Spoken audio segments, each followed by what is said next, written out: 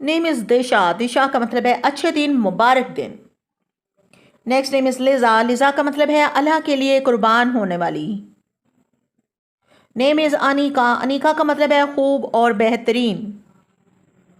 मिरहा, मिरहा का मतलब है अल्लाह का नूर। मुस्कान, मुस्कान का मतलब है मुस्कुराहट। इल्मा, इल्मा का मतलब है हुनर, दानिश और अजीम।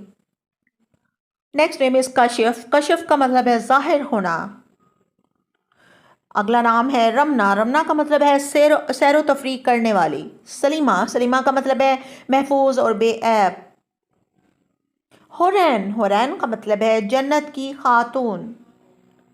मनाल, मनाल का मतलब है हसूल और कामयाबी। शाइजा, शाइजा का मतलब है अनोखी और हैरान कौन।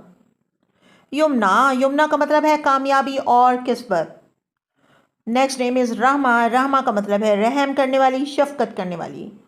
खुदा, खुदा का मतलब है सीधा रास्ता दिखाना। Next name is Kashmala, Kashmala का मतलब है फूलों का हार। अगर आपको अपने नाम का मायने जानना है तो हमें लाइक करें, कमेंट करें और फॉलो करें। शुक्रिया।